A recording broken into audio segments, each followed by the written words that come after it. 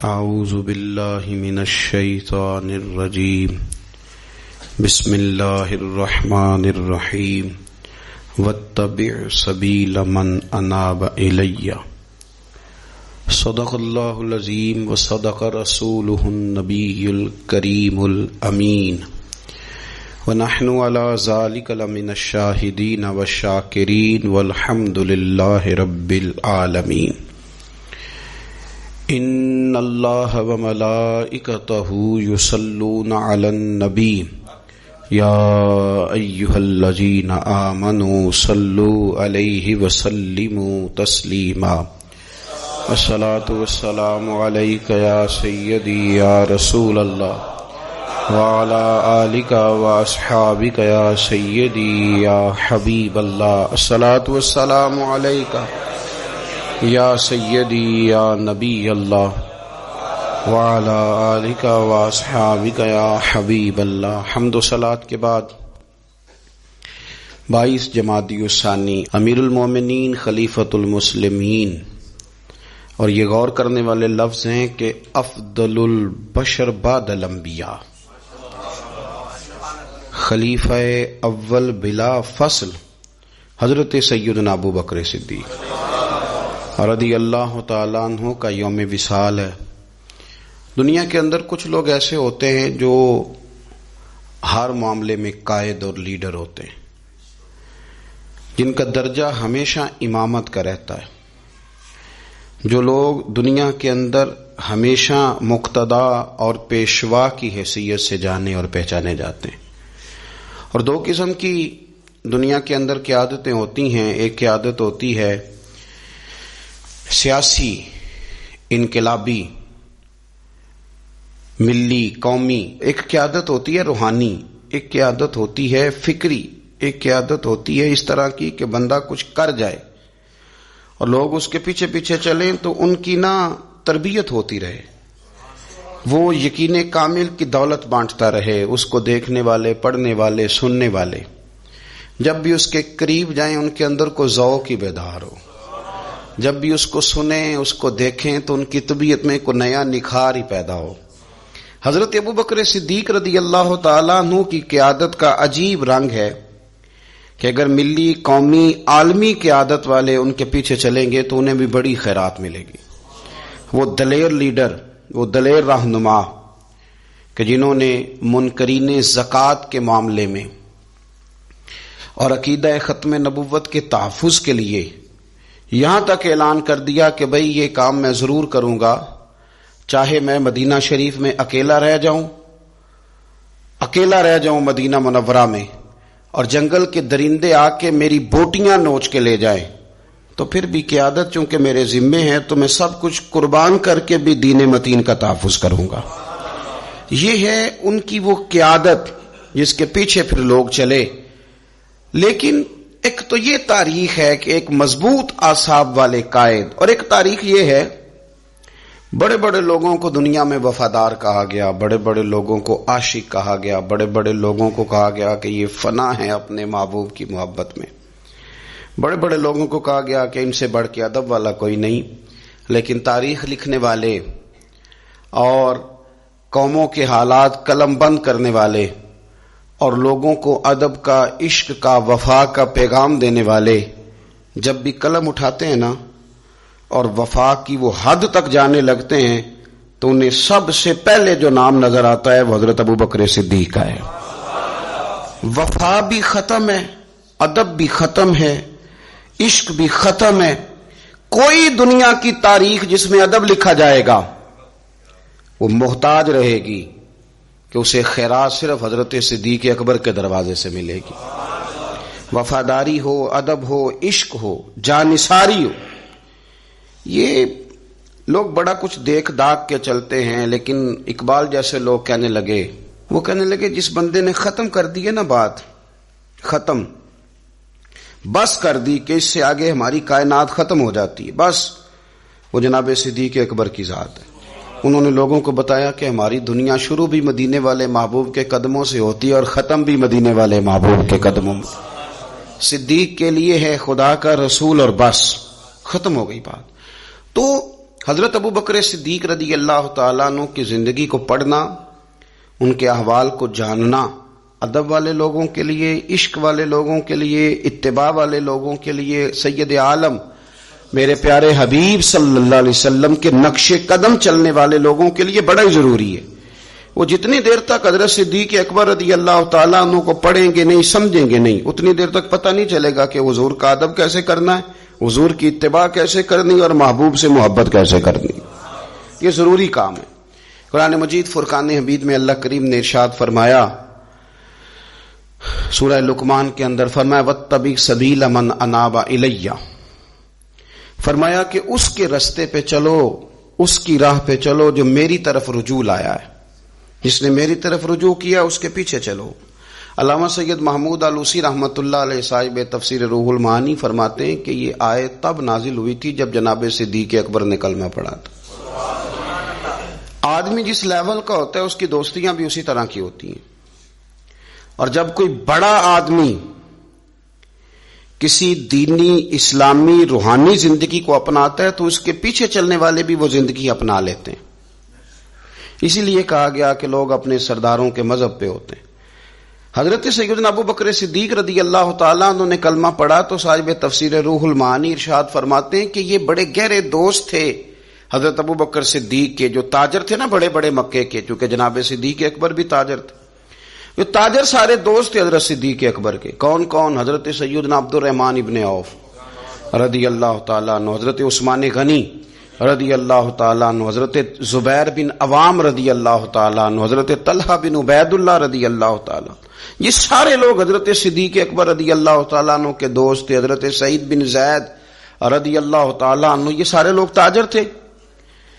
تو جب پتہ چلا نا کہ ایک بڑے تاجر نے، حضرت ابو بکر صدیق رضی اللہ تعالیٰ عنہ نے کلمہ پڑھ لیا ہے، تو یہ خبر جنگل کی آگ کی طرح پھیل گئی، ہر آدمی تک بات پہنچ گئی، ہر شخص نے اس بات کو سن لیا۔ اب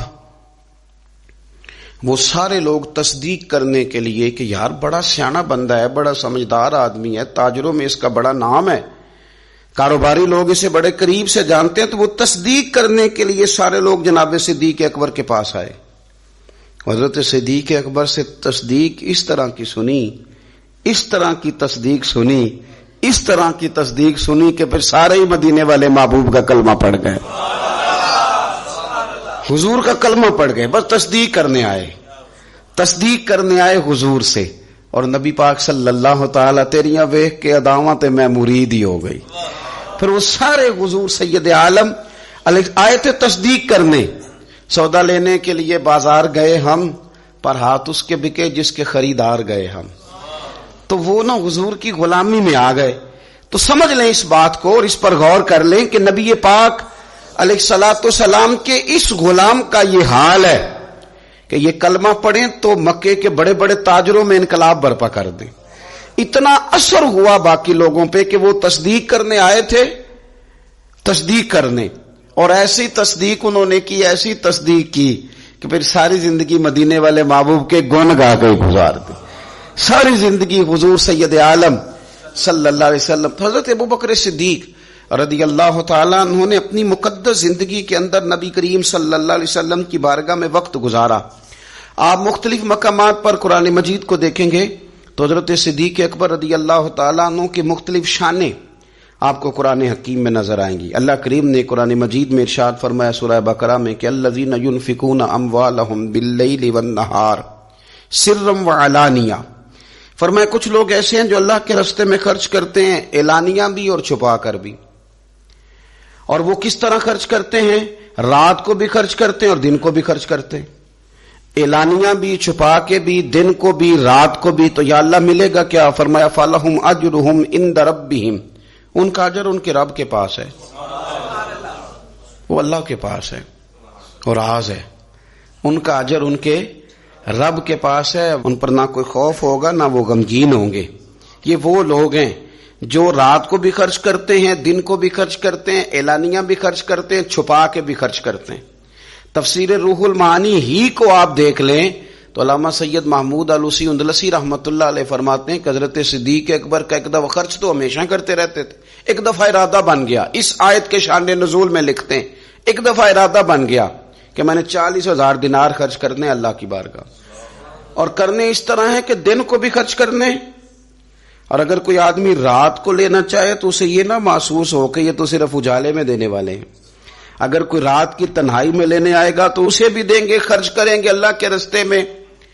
اور 10,000 دینار، 40,000 کل دینے تھے، 10 خرچ کیے دن کو، 10 خرچ کیے رات کو، 10 اس وقت خرچ کیے جب ساری دنیا، اعلان ہوتا ہے نا چندے کا تو سارے دے رہے ہوتے ہیں، 10 اس وقت خرچ کر دیا 10,000 دینار، اور پھر 10 چھپا کے خرچ کیا، 10 چھپا کے بھی خرچ کیا، یعنی اس وقت بیچ مجمع کے بھی دینا بعضوں کا بہتر ہوتا ہے کہ دوسروں کو بھی رغبت ہوتی ہے، کیونکہ ایک بندہ اگر کہیں خرچ کرتا ہے تو پھر دوسرے بھی دیکھ کے خرچ کرتے ہیں، تو جب سب دے رہے تھے تب بھی دیا، اور جب کوئی نہیں دے رہا تھا تو تب بھی دیا، اور دن کو بھی دیا اور رات کو بھی دیا، تو رب کریم نے پھر اس کا ذکر قرآن مجید میں فرما دیا۔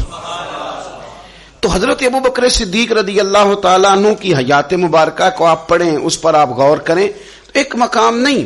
درجنوں مقامات آپ کو ایسے ملیں گے۔ اسی طرح امام فخر الدین رازی رحمت اللہ علیہ تفسیر کبیر میں فرماتے ہیں کہ یہ جو آیت ہے نا، ان الذین قالوا ربنا اللہ ثم استقاموا تتنزل علیہم الملائکہ، بے شک وہ لوگ جنہوں نے کہا کہ ہمارا رب اللہ ہے، پھر وہ اس پر قائم ہو گئے تو ان پر فرشتے اترتے ہیں، اور فرشتے کیا کہتے ہیں؟ اللہ تخافوا ولا تحزنوا، خبردار خوف نہ کرو، غم نہ کھاؤ، وابشروا بالجنۃ التی کنتم توعدون، اور خوش ہو جاؤ اس جنت پر، تمہیں خوشخبری دینے آئے ہیں اس جنت کی جس کا رب نے تمہارے ساتھ وعدہ کیا ہے۔ تو امام راضی کہتے ہیں یہ جو کہا نا کہ وہ لوگ جنہوں نے کہا اللہ ہمارا رب ہے، پھر وہ ڈٹ گئے، پھر ان پر فرشتے اترے اور فرشتے خوشخبری دینے کے لیے اترے،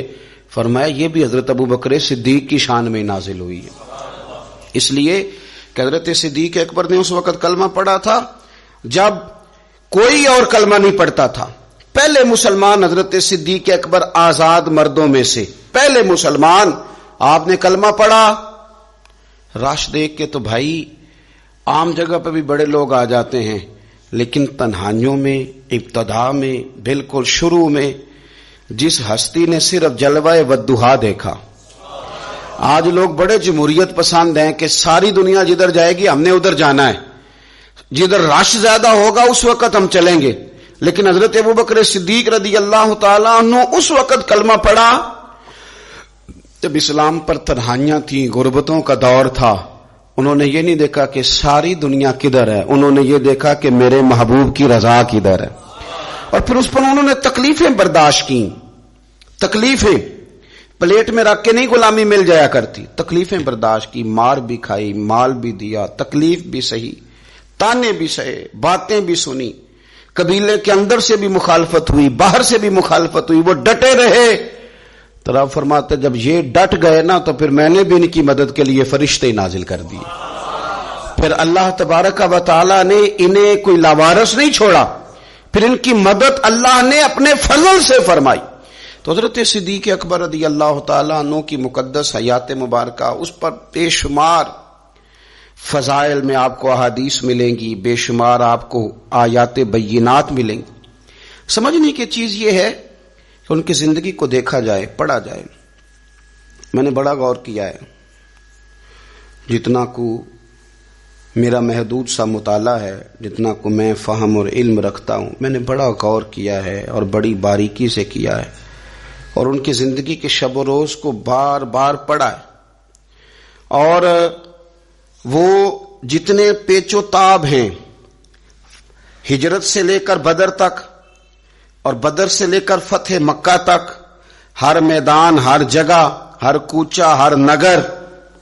تو ایک ہی بات سمجھ میں آئی ہے کہ جس طرح پروانہ چراغ کے گرد گھوم کے زندگی گزار دیتا ہے، گھوم کے زندگی گزار دیتا ہے، روشنی جہاں نظر آتی ہے تو پروانہ ساتھ ہی نظر آتا ہے، کہیں اور دکھائی دیتا ہی نہیں۔ اسی طرح میرے پیارے حبیب نبی کریم صلی اللہ تعالی علیہ وسلم کی نبوت کی روشنی کے گرد جو پروانہ دیوانہ وار ہمیں نظر آتے ہیں ان کا نام حضرت ابو بکر صدیق ہے۔ حضور کی رضا کو پا لینا، حضور کیا چاہتے ہیں اس چاہت کے مطابق کوشش کرنا۔ جس نے میرے نبی پاک علیہ الصلوۃ والسلام کے ساتھ عداوت رکھی اس کے ساتھ عداوت رکھنا، اسے اپنا دشمن جاننا۔ جس کے ساتھ میرے نبی کریم صلی اللہ تعالی علیہ وسلم کی غلامی کا رشتہ ہو گیا، جو حضور کا وفادار ہو گیا، اس کے ساتھ دست شفقت پھیرنا، اس سے پیار کرنا۔ حضور صلی اللہ علیہ وسلم نے خود فرمایا کہ میری امت پر سب سے زیادہ نرمی کرنے والے ابو بکر صدیق ہیں۔ اس کے ساتھ محبت کرنا، اس کے ساتھ پیار کرنا،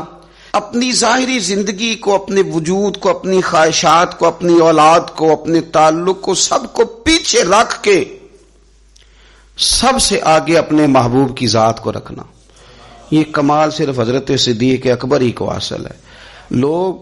عمل کرتے ہیں پر مزیدار نہیں کرتے، چل پڑتے ہیں پر پورا نہیں چلتے، رشتہ بناتے ہیں پر سوچتے ہیں کہ اتنا ہی کافی ہے، اتنی زیادہ وفا اور اتنی زیادہ پیچھے چلنے کی کیا ضرورت ہے۔ لیکن حضرت ابو بکر صدیق رضی اللہ تعالیٰ نے جو رشتے بنائے پھر وہ رشتے نبھائے، پھر انہوں نے حضور کی اس غلامی کو نبھا کے دکھایا۔ کلمہ پڑھا۔ ہمارے ایک بزرگ فرمایا کرتے تھے ابو بکر نے دوستی لگائی تھی مکے میں اور جوان کرائی بدر و احد خندق میں، اور فرماتے ہیں ساتھ نبھائی ہے قبر میں بھی۔ پانی پرنا سہیلیاں تے رنگا رنگ کڑے، او بھائی اسی تے پریا اس دا جانیے جس دا توڑ چڑھے۔ اور بڑی احتیاط کے ساتھ، بڑی احتیاط کے ساتھ، بڑی احتیاط کے ساتھ اگر انہوں نے کبھی مشورہ بھی دیا نا، ایک جنگ کے موقع پہ حضور نے مشورہ مانگا تو عرض کی حضور آپ جیسے حکم کریں گے ہم ویسے ہی حاضر ہیں۔ اگر کبھی مشورہ مانگا بھی تو انہوں نے بڑا محتاط ہو کے بڑے احتیاط سے، کوئی زیادہ رائے نہیں، اس لیے کہ جس سے پر اعتماد زیادہ ہوتا ہے اس کی ذمہ داری بھی زیادہ ہوتی، جس سے محبت زیادہ کی جاتی ہے اس کی ڈیوٹی بھی زیادہ ہوتی۔ سب سیاں رل پانی نو چلیاں، کوئی مڑ سی پر کے، تے جنہاں نے پر کے سر تے چایا او قدم رکھن ڈر ڈر کے۔ انہیں پتہ تھا مجھ پر اعتماد زیادہ ہے، تو ان کی ذمہ داریاں، اس کا انہیں احساس، وہ ہر جگہ۔ یار بات کو سمجھو نا، اگر مدینے میں کچھ جنازہ ہے تو ابو بکر صدیق اس میں بھی پہلے نظر آتے ہیں، اگر مریض کی عیادت کرنی ہے تو صدیق اکبر اس میں بھی پہلے نظر آتے ہیں، اگر کسی جگہ کسی غریب کی مسکین کی خدمت کرنی ہے تو صدیق اکبر وہاں بھی پہلے نظر آتے ہیں، اور میرے مدینے والے محبوب نماز پڑھانے کے لیے کھڑے ہوتے ہیں تو صف میں بھی پہلے نظر آتے ہیں۔ انہیں پتہ تھا کہ جنہاں نے پر کے سر تے چایا اور قدم رکھن ڈر ڈر کے، بڑی ڈیوٹی کی، بڑی ڈیوٹی، آخر دن تک ڈیوٹی کی اور کھول کے کی۔ اور حضور سید عالم صلی اللہ تعالی علیہ وسلم کے وصال ظاہری کے بعد بھی حضور کے دین سے، حضور کی اولاد سے، حضور کے صحابہ سے، نبی کریم صلی اللہ تعالی علیہ وسلم کے مشن سے انہوں نے وفاداری والی ڈیوٹی کی۔ اور ابو بکر صدیق رضی اللہ تعالیٰ عنہ کو جب نور والے کفن میں لوگ تدفین کے لیے اٹھا رہے تھے، اور جب ان کی اس وصیت پر عمل کیا جا رہا تھا کہ مجھے نا فوراً نہ میری قبر کھودنا حضور کے ساتھ، پہلے پوچھ لینا، پہلے گواہی لے لینا، پہلے او لے سجنا اساں توڑ نہیں پائی، اساں جان دتی راہ تیرے۔ حضرت ابو بکر صدیق رضی اللہ تعالیٰ عنہ نے اپنی زندگی وفاداری والی گزاری۔ دعا کریں ہم نے بھی جہاں لگائی ہے نا ہماری نبھ جائے، ہمارا نہ کسی جگہ کوئی ایسا معاملہ نہ بن جائے، ہم نہ نبھانے کے قابل ہو جائیں، کچھ ایسا نہ ہو جائے کہ جس میں معاملہ تکلیف والا ہو، ہم نہ طے کر جائیں۔ بڑی بڑی آندھیاں آتی ہیں، بڑے بڑے طوفان اٹھتے ہیں، بڑے بڑے دھوپ چھاؤں کے معاملات ہوتے ہیں۔ دعا کرو کہ جہاں جہاں ہم پر اعتماد کیا جاتا ہے، پیار کیا جاتا ہے، ہم اسے نبھا سکیں۔ میرے رسول کریم صلی اللہ تعالی علیہ وآلہ وسلم کے اس غلام نے ڈیوٹی اس ترتیب سے دی کہ مشکات میں حدیث ہے، ذرا انداز دیکھیے گا اس روایت کا، ان کی نیکیاں کس طرح گنی جائیں۔ یعنی حضرت ابو بکر صدیق رضی اللہ تعالیٰ عنہ کی عظمت شروع کہاں سے کی جائے، اس عظمت کے لیے عنوان کہاں باندھا جائے، ان کی زندگی کا کون سا پہلو ہے جس کا تذکرہ چھیڑا جائے اور ان کی وفا کا ذکر کیا جائے، ان کی اتباع کا ذکر کیا جائے، ان کی غلامی کا ذکر کیا جائے، ان کے فنا فی الرسول صلی اللہ علیہ وسلم ہونے کا ذکر کیا جائے، کہاں سے بات شروع کی جائے۔ میں نے تفسیر روح البیان دیکھ رہا تھا، یعنی کچھ باتیں ایسی ہیں کہ یہ موقع نہیں تھا یار، یہاں یہ والی باتیں تو نہیں نہ ہوتی۔ یعنی اماں جب لاڈ سے پتر سے بات کرتی ہے تو روٹین میں کرتی ہے نا، گھر میں بیٹھے کتنا پیارا ہے میرا بیٹا، میرا پتر بڑا بیبا ہے، وہ گھر میں لاڈ سے بات کرتی ہے۔ جب وہ سفر پہ انسان جا رہا ہو یا کوئی ایمرجنسی حالات ہوں تو اس موقع پر لاڈ کی باتیں نہیں ہوتی، اس موقع پر بڑی میٹھی، بڑی شستہ، بڑی الگ تھلگ باتیں نہیں ہوتی۔ علامہ اسماعیل حقی رحمۃ اللہ علیہ تفسیر روح البیان کے اندر فرماتے ہیں کہ جنگ بدر کے اندر نا حضرت ابو بکر صدیق رضی اللہ تعالیٰ عنہ کے صاحبزادے، وہ پہلے بھی آپ نے سنا ہوا ہے، بڑی معروف بات ہے کہ وہ کافروں کی طرف سے آئے تھے لڑنے کے لیے، ابھی کلمہ نہیں پڑھتے تھے، بعد میں اللہ نے توفیق دی وہ بھی مسلمان ہو گئے۔ وہ کافروں کی طرف سے جب آئے اور انہوں نے للکارا انہوں نے، تو حضرت صدیق اکبر نے نا جلدی سے تلوار اٹھائی اور اٹھنے لگے، کہا یا رسول اللہ مجھے اجازت دیں میں اس کی گردن کاٹ کے لاؤں۔ تو حضور نے فرمایا ابو بکر آپ بیٹھ جائیے۔ حضور وہ للکار رہے ہیں، اس طرح والد کو غصہ زیادہ نہیں ہوتا بچے کی کسی غلطی پر، تو کہا حضور میں نے جانا ہے، ابھی اس کی گردن کاٹ کے لاتا ہوں۔ فرمایا ابو بکر بیٹھ جائیے۔ حضرت صدیق اکبر کی طبیعت کے اندر جب حضور نے وہ جلال دیکھا اور خیال دیکھا کہ اب تو یہ جانا ہی چاہ رہے ہیں، تو حضور نے پھر کیا انداز اختیار کیا، نبی کریم علیہ السلام نے فرمایا ابو بکر بیٹھ جا، تیری ابھی بڑی ضرورت ہے۔ فرمایا تیری وجہ سے ابھی ہم نے بڑے نفع اٹھانے۔ اور پھر حضور نے فرمایا ابو بکر جس طرح میرے لیے میری آنکھیں اور میرے کان ہیں نا، جس طرح میرے لیے میری آنکھیں اور میرے کان ہیں، اسی طرح ابو بکر تو بھی میرے لیے یہی حیثیت رکھتا ہے۔ جس طرح بندہ آنکھوں سے دیکھتا ہے، کانوں سے سنتا ہے، اللہ کرے آپ کو سمجھ آئے، آنکھوں سے دیکھتا ہے اور کانوں سے سنتا ہے، فرمایا ابو بکر تو میرے لیے اسی طرح ہی ہے، گویا میں تیری صورت میں ہی تو دنیا کو دیکھتا ہوں۔ تو عشق میں، پیار میں، وارفتگی میں جو اللہ تعالیٰ نے اعزاز انہیں عطا فرمایا، وہ ہمیں سکھا گئے کہ حضور کی محبت میں جینا کیسا ہے، اس محبت کو نبھانا کیسے ہے، اور اس کے اندر تا دم آخری کس طرح کر کے وقت گزارنا ہے۔ بس شرط یہ ہے کہ سیکھیں، ان سے سیکھیں۔ جنہوں نے آج تک فیصلہ نہیں نہ کیا کہ وہ کیا ہیں، وہ دیندار ہیں کہ دنیا دار ہیں، وہ شہری تو ہو کے جینا چاہتے ہیں کہ دیہات کے کلچر میں بسنا چاہتے ہیں، وہ طریقت کے راہ کے مسافر ہیں کہ وہ کوئی سیاست۔ جنہوں نے آج تک فیصلہ نہیں نہ کیا، تو جو فیصلہ نہیں کر سکے وہ نتیجہ کب حاصل کریں گے؟ ہم فیصلہ نہیں کر پاتے ساری زندگی، ہمیں پتہ ہی نہیں ہوتا دراصل ہم کیا ہیں۔ بس زندگی میں جن لوگوں نے فیصلہ کر لیا ہوا ہے نا کہ ہم کیا ہیں، ہم درویش ہیں، فقیر ہیں، صوفی ہیں، ہم دنیا دار ہیں، ہم مال و دولت والے ہیں، ہم سخی ہیں، ہم متقی پرہیزگار ہیں، عبادت کیا ہیں ہم، جنہوں نے فیصلہ کر لیا ہے نا، پھر ان کا سفر بھی شروع ہو گیا، ان کا سفر بھی شروع ہو گیا۔ جب سفر شروع ہو جائے تو پھر کبھی نہ کبھی منزل بھی آ ہی جایا کرتی ہے، لیکن جنہوں نے ابھی تک فیصلہ ہی نہیں کیا تو وہ کس طرح کر کے منزل تک پہنچیں گے۔ دعا یہ ہے کہ اللہ تعالی ہمیں حضرت ابو بکر صدیق رضی اللہ تعالیٰ عنہ کے طریقوں پر چلنے کی توفیق عطا فرمائے، اللہ ہمیں ان کے رستوں کا مسافر بنائے، ان کی وفاداری، ان کا عشق، ان کی غلامی کے اللہ ہمیں خیرات عطا فرمائے۔ آخر دعوانا ان الحمدللہ رب العالمین۔